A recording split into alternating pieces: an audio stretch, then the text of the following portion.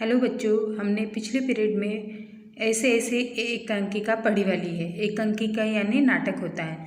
तो अब हम उसके प्रश्नाभ्यास देखने वाले हैं। तो सबसे वाला प्रश्न है कि उनके जो कमरा है वहाँ पे मोहन की माँ वो बैठी है, उसका आपको दृश्य निकालना है। कमरे का दृश्य यानी कि सोफा है, एक फ़ोन है और वहाँ पे मोहन बैठा है, उसके पड़ोसी बैठे हैं, ऐसा एक चित्र निकालना है।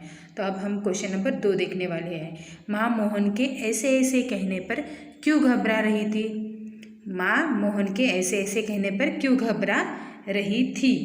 तो देखो इसका उत्तर, मोहन को पेट में दर्द हो रहा था जिसका कारण भी पता नहीं चल पा रहा था। कोई बड़ी बीमारी के कारण में सोचकर वह घबरा रही थी। क्यों घबरा रही थी? मोहन के ऐसे ऐसे कहने पर माँ मोहन को पेट में दर्द हो रहा था और उसका कारण भी पता नहीं चल रहा था। कोई बड़ी बीमारी है क्या, ऐसे सोचकर उसकी माँ घबरा रही थी। क्वेश्चन नंबर 3, ऐसे कौन कौन से बहाने होते हैं जिन्हें मास्टर जी एक ही बार में सुनकर समझ जाते हैं? ऐसे कुछ बहानों के बारे में लिखो।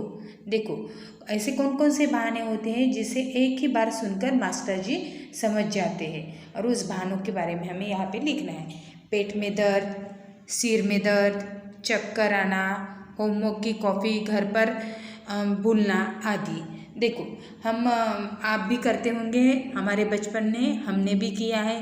तो आप पेट में दर्द हो रहा है, सिर में दर्द हो रहा है, चक्कर आ रहे हैं, मेरी होमवर्क की कॉपी घर पे भूल गई, ऐसे बहुत सारे बहाने हम मास्टर जी को बताते हैं। तो अब हम भाषा की बात यह देखने वाले हैं। तो देखो भाषा की बात, क नंबर का एक वाक्य दिया है यहाँ पे। मोहन ने केला और संतरा खाया।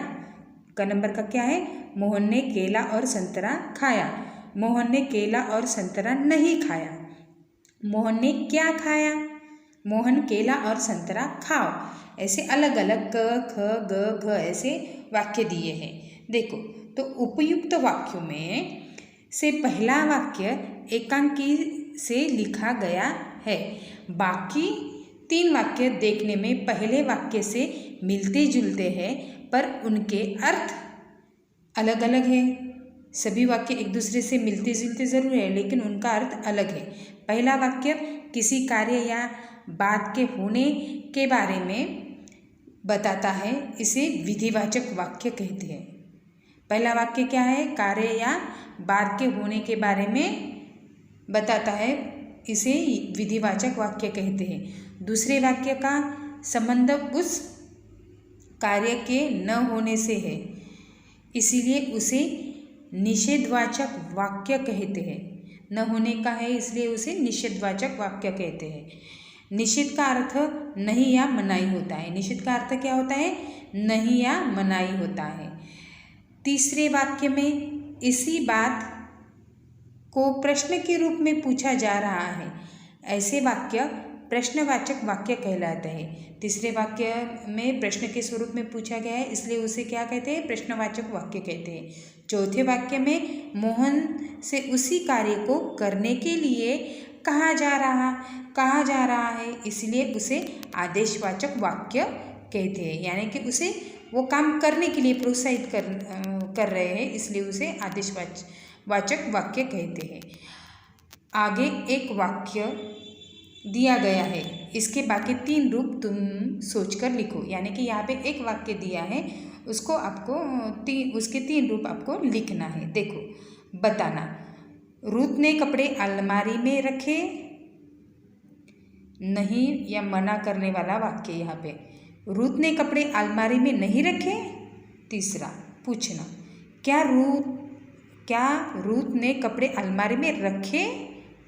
यानी कि ये प्रश्न किया है। आदेश देना, आदेशवाचक वाक्य। देखो रूत कपड़े अलमारी में रखो।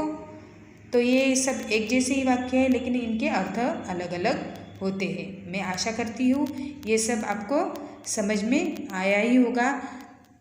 तो आपको अच्छे से ये लर्न करना है और आपके नोटबुक के कॉपी में लिखना है। तब तक के लिए धन्यवाद।